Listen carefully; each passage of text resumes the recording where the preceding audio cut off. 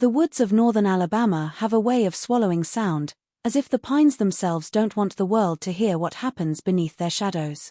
On summer nights, when the heat thickens the air and cicadas scream from every direction, the locals swear the forest feels alive, breathing, listening, waiting.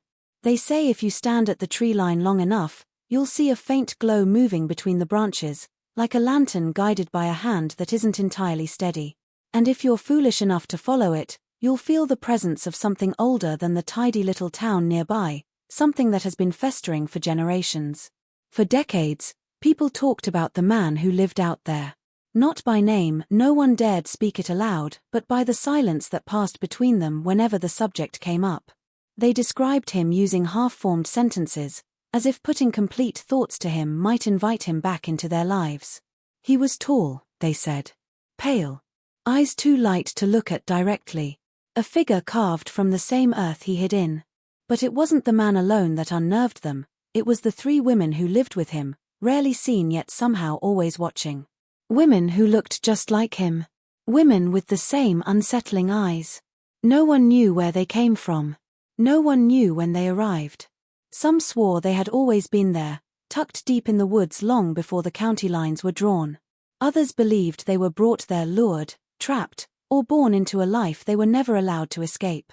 Whenever someone got close enough to catch a glimpse, the women's faces carried a strange familiarity, as if they shared a bloodline that should never have been shared. The town pretended it didn't know the truth. Pretended not to notice how every story about that family ended abruptly, as though someone had torn the last few pages out of the book. But the silence only deepened the fear. It allowed the legend to grow roots in the dark soil, twisting into something grotesque. People convinced themselves the man had chosen the woods to stay hidden. They never considered the more terrifying possibility that the woods had chosen him, and that everything he did there was part of a legacy older, darker, and far more deliberate than anyone wanted to imagine. And yet, despite the warnings, despite the dozens of reasons to stay away, someone eventually stepped too close to the truth. Someone wandered far enough into those whispering trees to uncover the secret the man had spent his entire life protecting. A secret bound by blood. A secret bound by marriage. A secret that was never meant to see the light outside the woods. In the remote outskirts of northern Alabama, there exists a stretch of woodland so dense and uninviting that even seasoned hunters avoid venturing too deep into it. The trees stand unnaturally close together, their trunks darkened by years of humidity and silence, creating an atmosphere that feels almost designed to repel intruders.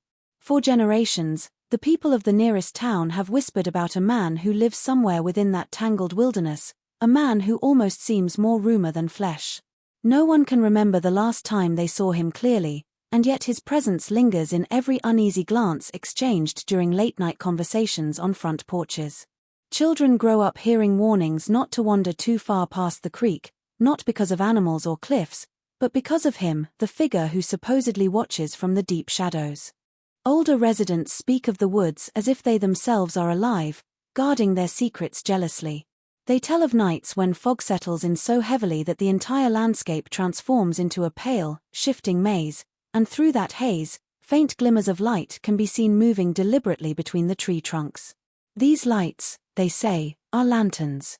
They flicker as though held by a hand that knows where it's going, a hand that has traveled those hidden paths for decades. Some believe it's the man guiding his way back to a secluded cabin said to be built where no county map dares to mark. Others think the light doesn't travel at all, that instead the forest plays tricks on anyone foolish enough to stare into its darkness. What keeps the stories alive is the uncertainty that surrounds him. No one knows his exact age, his origin, or his intentions. All they know are the strange pieces of recollection passed down like ghost stories at family gatherings. A few claim that, years ago, a group of surveyors stumbled upon signs of habitation far from any marked trail, smoke rising from a chimney, footprints in the mud, and the eerie sensation of being observed from behind the veil of branches. When they returned the next morning to investigate, everything had vanished.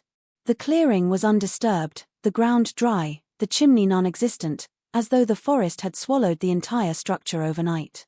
These small, unsettling encounters are what shaped the town's quiet fear of the man hidden within those woods. They speak of him not as a threat born of violence, but as something fundamentally out of alignment with the ordinary world, someone living beyond the boundaries of society, time, and reason. They treat the forest like a curtain that conceals a life too strange and shadowed to be brought into the daylight, a place where truth warps into myth and where one solitary figure has managed to blur the line between fact and folklore, leaving behind only whispers, sightings, and a growing sense that whatever lives in those woods is not meant to be disturbed. The stories about strange movements in the Alabama woods began as scattered accounts, small observations dismissed as tricks of the night. But over the years, they formed a pattern too distinct to ignore.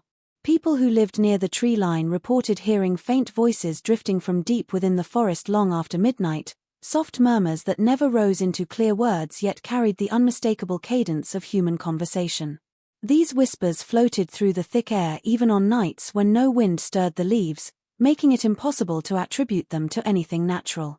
Those who heard them described an unnerving sensation, as if the voices were not simply present, they were aware, pausing whenever someone strained to listen, continuing only when the listener retreated indoors. The most unsettling reports came from travelers passing along the old dirt road that bordered the woods. They claimed to see a dim orange glow weaving between the trunks, flickering like a lantern held by someone moving with purpose. Unlike the random shimmer of fireflies or the diffuse glow of distant houses, this light had direction to it, shifting in tight arcs, stopping suddenly, then drifting forward again. Some drivers pulled over, trying to trace its path, but no matter how long they watched, they could never catch a clear glimpse of the person carrying it. A few insisted that the moment they stepped out of their vehicles, the glow vanished completely, as if whoever held it could sense their presence and slip effortlessly deeper into the forest before being seen. Farmers working near the boundary claimed the sound of distant footsteps sometimes echoed across the still air. These steps were too heavy to be from deer yet too rhythmic to belong to any wild animal. The cadence suggested someone pacing, stopping, then pacing again, as though waiting for something or someone to appear. Dogs would howl at the tree line for reasons no one could explain, their tails dropping low, their bodies trembling with a fear that came from instinct rather than training. Every sighting, every strange sound, fed into the town's growing unease. People began to believe the woods were not just harboring a solitary man but holding on to something more complex, possibly more sinister. The repeated glimpses of lantern light suggested a routine, a pattern, maybe even a ritual. And the muffled voices, always fragmented, hinted at conversations not meant to be overheard. It created the impression that the forest was not empty at night but alive with hidden activity. These unsettling moments gave weight to the legend that someone or several someones moved with intention through the darkness, perfectly at home where others dared not tread, their presence marked only by the glimmer of a fading lantern and whispers swallowed by the trees. The young hunter who stumbled upon the truth never intended to wander so far into the forbidden stretch of Alabama woods. He had followed the trail of an injured deer, its hoofprints pressed deep into the damp soil, leading him through briars and thickets he had never crossed before. As he moved farther in, the forest grew unnaturally still, the usual chorus of birds and insects retreating into silence. It was in that eerie quiet that he saw smoke, thin, gray, rising gently through the canopy. No maps marked any residence this deep, yet the smoke drifted with the unmistakable rhythm of a lived-in home. Curiosity mixed with a creeping unease, but he pressed on, guided by the faint smell of burning wood. The clearing he entered did not appear suddenly, it materialized slowly, as if the forest was reluctant to reveal it. A small cabin stood in the center, aged and crooked, its boards warped by years of humidity. The place looked abandoned at first glance until the hunter noticed movement near the porch. A woman stood there, her posture stiff, her eyes fixed on him with an expression he couldn't name. What stunned him more was her appearance. She had a narrow, pale face, sharp cheekbones, and light, almost colorless eyes. Eyes that seemed familiar somehow, almost too familiar. Before he could speak, another woman stepped into view, this one carrying a bucket of water from a hand-dug well behind the cabin. She paused when she saw him, her expression echoing the first woman's unsettling calm.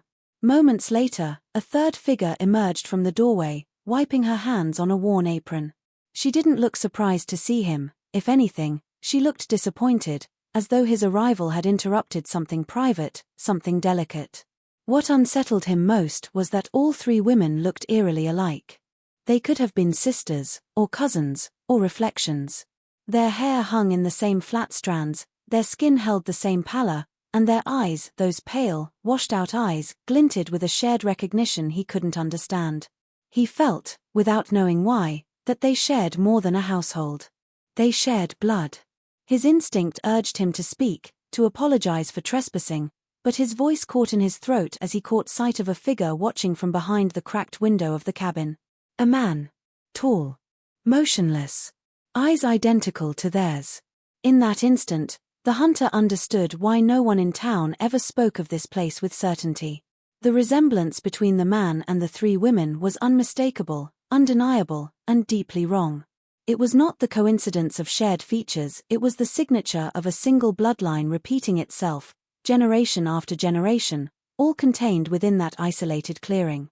The hunter felt the weight of their stares pressing on him, a silent warning that he had seen too much. He stepped back slowly, the forest seeming to tighten around him as he left, knowing that what he had witnessed would haunt him longer than any ghost story whispered over a porch railing ever could. The discovery that followed the hunter's unsettling encounter did not come from the forest itself but from an unlikely place, the dusty, neglected archives of the old county courthouse. After hearing the hunter's trembling account, an elderly clerk, who had worked in the building for more than 4 decades, felt a strange pull to search through forgotten files buried beneath years of disuse. He moved through shelves lined with brittle documents and warped boxes, each containing remnants of families long erased by time. It was there, behind stacks of unclaimed deeds and faded birth records, that he uncovered something he had not seen since his earliest days on the job, a cluster of legal documents tied to one name, a name the town avoided mentioning even in whispers. As he spread the papers across the wooden table lit by a single flickering bulb, a pattern emerged: birth certificates, guardianship notes, and marriage records, all unusually incomplete and deliberately obscured. The clerk realized quickly why the man in the woods had become a phantom in town law. The documents revealed 3 marriages, each carefully filed but never fully acknowledged, all linked to the same man. What froze the clerk's breath was the blood relation disclosures required by the older filings. The first woman was listed as the man's cousin, the second as his half-sister, and the third relationship was even more disturbing, written in an archaic, almost hesitant hand that seemed to avoid naming the truth outright. The courthouse records suggested attempts by earlier officials to intervene, but each attempt stopped abruptly. Pages ended mid-sentence, signatures were missing, and notes ended with cryptic phrases like "further inquiry discouraged" and "family matters, no jurisdiction." It was as if the authorities at the time had chosen self-preservation over confrontation, allowing the man and his strange household to fade into the woods rather than risk whatever consequences exposure might bring. Digging deeper, the clerk found old census lists that had inexplicably skipped the family entirely for several decades, marked not with explanations but with blank spaces where names should have been. One census taker had scribbled a single line in the margin: "Refused entry, women unseen but present." It became clear that the family had been known, but never questioned, never challenged, and eventually never spoken of openly. Their blood ties were not whispered out of malice but out of fear, a fear that the truth was darker than anyone cared to admit. When the clerk attempted to trace the origins of the women, he found only incomplete records, fractured histories, and unexplained disappearances of the family branches they had come from. It seemed as though the man had gathered them from the remnants of a bloodline scattered through the region, pulling them back to the woods to continue a legacy that should never have existed. Each document, each fragmented record, revealed not just a family hidden from society, but one deliberately rooted in itself, bound by ties that should have been severed generations ago, and preserved by a man determined to keep his lineage contained within the confines of that isolated clearing. Rumors about a family curse began long before anyone alive could remember, whispered first by those who dared to speak of the strange homestead buried deep in the Alabama woods. The stories didn't start with the man himself but with the generations that came before him, a bloodline that seemed to exist on the edge of reality, never fully part of the town yet never entirely separate from it.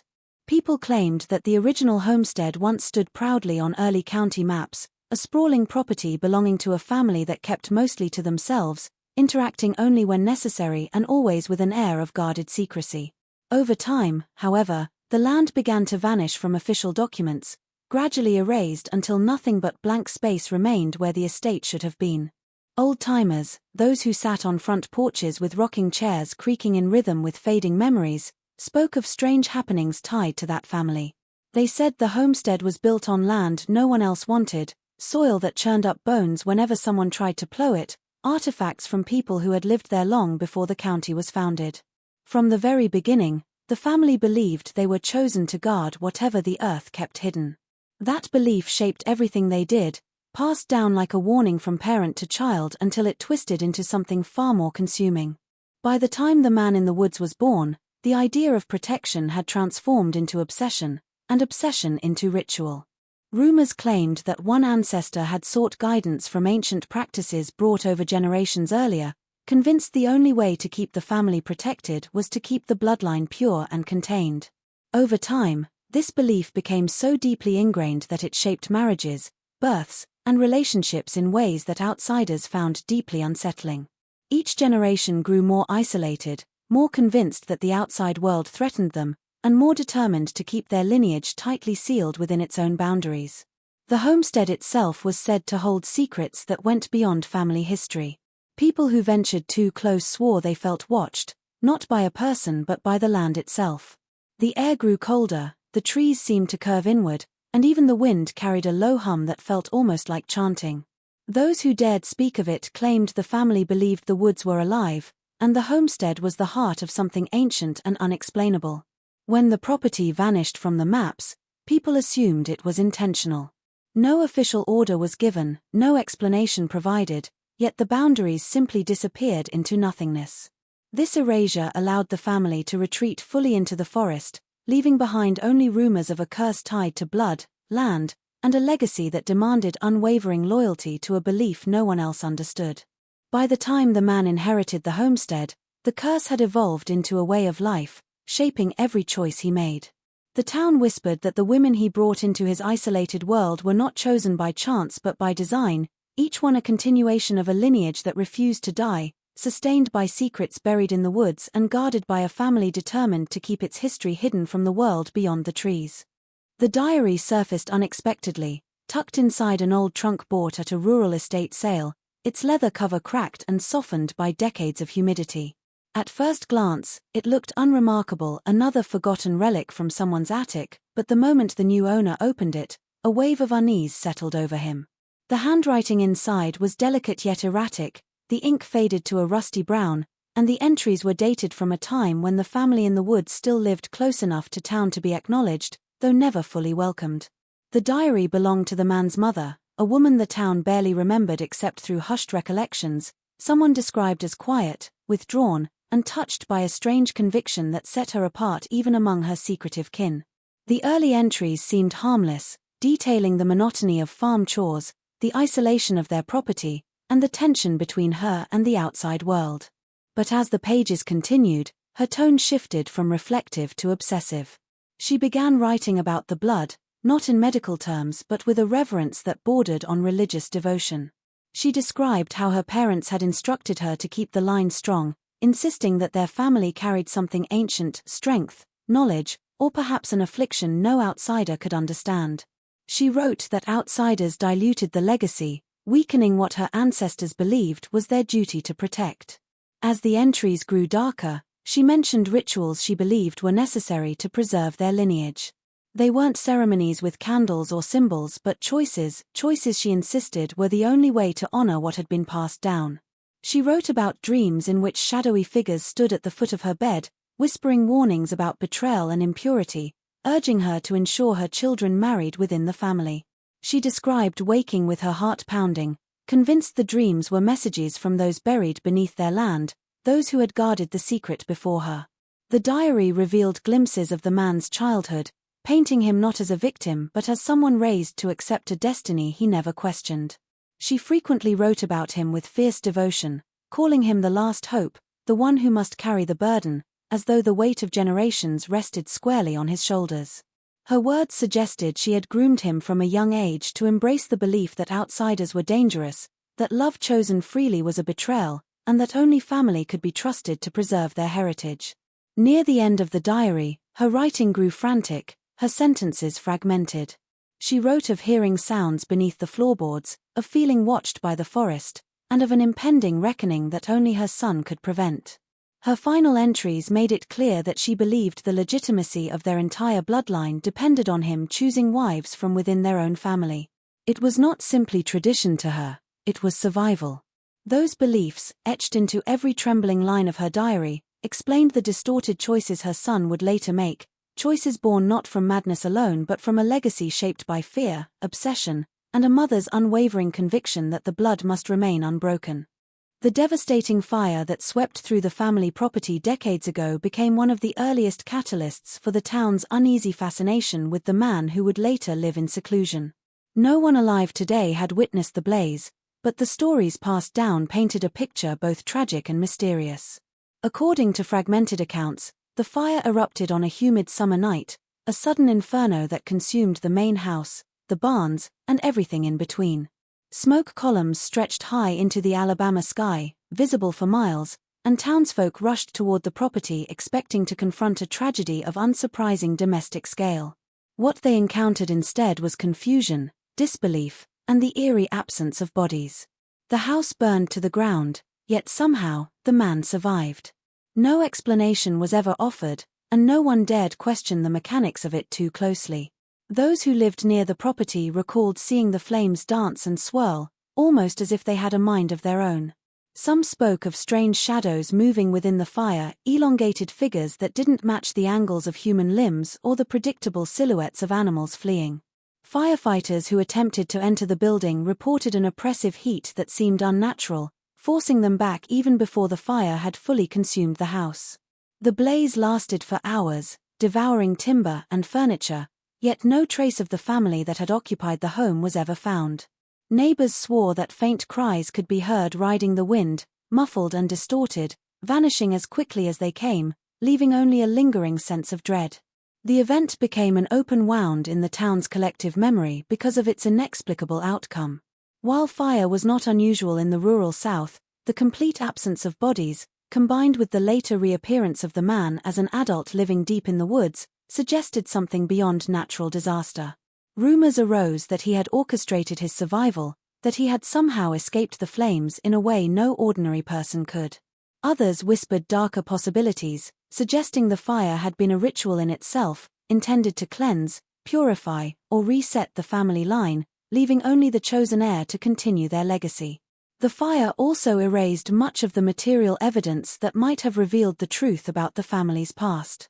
Deeds, diaries, and personal belongings, all records of lineage, relationships, and history, were either destroyed or rendered illegible. This absence of documentation allowed speculation to flourish, giving rise to tales of curses, ghostly apparitions, and secret survival. The man, though a child at the time, emerged from the ashes with the weight of his family's secrets intact, shaped by trauma and solitude, destined to carry forward a lineage that the outside world could neither understand nor interfere with, and the mystery of his survival remained a shadow that stretched across the town for generations. The disappearance of the three women after the violent storm marked one of the most unsettling chapters in the story of the man from Alabama. The storm had arrived suddenly, a fierce and relentless surge of wind and rain that rattled rooftops and twisted the branches of the ancient forest. Locals reported hearing howls that night unlike anything produced by ordinary wildlife, a mixture of anguish and alarm that seemed to originate from deep within the woods rather than the open fields. The following morning, those who dared to approach the edge of the forest found the ground littered with debris, branches torn from the trees, waterlogged soil, and footprints that led into the forest but never returned. Most disturbing of all were the strange markings, streaks of red across the mud, smeared and scattered in a pattern that suggested a struggle yet defied any clear explanation. The man himself was nowhere to be seen, leaving the town with nothing but questions and an ever-deepening sense of unease. Those who tried to piece together what had happened to the women spoke of their final known movements, small glimpses of lantern light moving within the forest's shadows, of shapes glimpsed in the dark that seemed unnaturally coordinated. Residents speculated that the women had either fled or been taken deeper into the wilderness, yet no trace of them appeared for days, then weeks. The forest, which had always seemed a passive backdrop to the man's isolation, now took on an active role, as though it had swallowed them whole. Investigators who eventually attempted a search found the terrain almost impossible to navigate. The undergrowth had thickened after the storm, fallen trees blocking paths, streams swollen beyond their normal boundaries. Every effort to follow footprints or tracks ended abruptly, as if the earth itself rejected intrusion. Some searchers claimed to hear whispers echoing through the dense foliage, voices too distant and distorted to recognize yet eerily human in cadence. Others reported glimpsing faint silhouettes that vanished when approached, leaving only the impression that someone or something was deliberately guiding observers away. Rumors proliferated, fueled by the lack of concrete answers. Some believed the women had vanished voluntarily, drawn into the secretive life the man had constructed over decades. Others thought the storm had unearthed something ancient within the woods, a hidden passage or chamber that allowed them to disappear entirely from the eyes of the outside world. The blood-patterned markings left behind became central to every theory, a haunting signature suggesting that whatever had occurred was deliberate, violent, or ritualistic.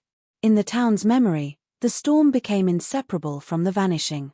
It was not just weather but a turning point, a moment when the carefully contained life of the man and his women intersected violently with the outside world. The absence of explanations, the impossible terrain, and the eerie signs of struggle combined to create a chilling reality. The women had left the world the town knew, swallowed by the forest and the secrets it guarded, leaving only blood, footprints, and an enduring sense of dread in their wake. When authorities finally attempted to investigate the forest following the disappearance of the three women, they were met with a reality far stranger than anything the townspeople had dared to imagine. At first, it seemed like a routine search. Teams of officers and volunteers moved cautiously along the familiar paths, flashlights cutting through the dense undergrowth, radios crackling with updates that offered little beyond the sound of static and tension. But the deeper they went, the more they realized the forest was not ordinary. It had a way of confusing direction and sense. Trails that appeared clear on one pass vanished entirely on the return, and landmarks that seemed permanent ancient oaks, moss-covered boulders shifted subtly, leaving searchers disoriented. It became increasingly evident that they were not just chasing tracks but navigating a labyrinth that refused to be understood by outsiders. It was during this initial exploration that the first tunnel was discovered. Hidden beneath a tangle of roots and underbrush, the entrance appeared almost accidental, a slight depression in the soil that might have been overlooked entirely if not for the tip of a gloved hand brushing away loose leaves. As the team cleared the opening, they found a narrow passage dug deep into the earth, reinforced with crude wooden supports that suggested careful, long-term construction. The tunnel extended beyond the reach of their flashlights, curving downward and out of sight, its walls lined with roots and dark, damp soil. It was impossible to determine its full extent without specialized equipment, and attempts to explore further were met with unease, as though the forest itself resisted the intrusion. Subsequent searches revealed additional tunnels, some running beneath old foundations, others emerging near seemingly random clearings. None were marked on maps, and their construction predated any official survey of the land. Investigators speculated that these tunnels had been used not only for concealment but as a network to move unseen, a hidden infrastructure supporting a life completely separate from the world above. The complexity of the passages suggested careful planning over generations, a deliberate effort to remain invisible while still maintaining access to the surface.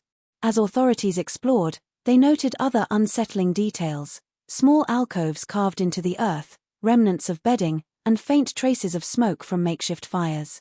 There were signs that the tunnels had been in recent use, as though someone had moved through them within days, yet no footprints or evidence could link them conclusively to the man or the missing women. The very earth seemed to resist understanding, and the deeper the investigators delved, the more apparent it became that the forest and its hidden corridors were as much a participant in the mystery as any human actor. By the end of the investigation, authorities were left with more questions than answers. The tunnels hinted at a subterranean world carefully constructed over decades, a secret kingdom beneath the forest floor where ordinary rules did not apply.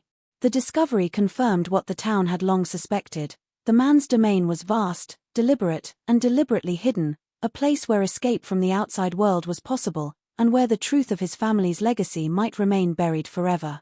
The final discovery that tied together the decades of whispers, disappearances, and hidden tunnels revealed the true depth of the man's obsession with his family and the lengths he went to preserve it. Investigators, historians, and even curious locals eventually pieced together fragments of documents, diaries, and oral testimonies that had remained scattered and overlooked for years. What emerged was a horrifying picture of a lineage governed not by conventional morality, but by a rigid and twisted interpretation of loyalty and survival. The marriages, once dismissed as anomalies or shocking eccentricities, were revealed to be deliberate, calculated acts designed to maintain the purity of a bloodline that the family considered sacred. Every choice the man made, from the women he brought into his home to the isolation of the property deep in the forest, was rooted in generations of secretive planning, a strategy of concealment and control so thorough that the outside world had barely a chance to intervene. The tunnels, long feared and mysterious, were part of a carefully constructed labyrinth that allowed the family to move unseen, a network that protected them from intrusions and facilitated the continuation of their practices without interference. Historians noted that the structure of these passages, reinforced with centuries-old timber and meticulous engineering, suggested knowledge passed down through generations, a secret education in both architecture and stealth. The forest above became an extension of this design, serving as both a barrier and a shield, hiding the activities within and amplifying the sense of otherworldliness that surrounded the property. Diaries and letters, particularly those written by the man's mother, confirmed the philosophical foundation of his actions. The entries depicted an unrelenting belief that outsiders diluted the family's strength, that only by keeping relationships within the bloodline could the family's legacy survive. These documents revealed not only an obsession but a fear so pervasive it bordered on fanaticism, a terror that the family's unique lineage, and the power or knowledge it supposedly carried, might be extinguished if boundaries were broken. The decisions to marry within the family, to conceal their existence, and to manipulate their environment were not impulsive acts of cruelty, but a systematic adherence to a worldview passed down over decades. Even after decades of investigation, much remained unknowable. The forest, the tunnels, and the documents could only hint at the full extent of the family's practices, their beliefs, and the rituals that had been carried out in secret. What became clear, however, was that the man's actions, horrific as they appeared, were rooted in a desire to enforce a generational plan that had long outlived conventional morality.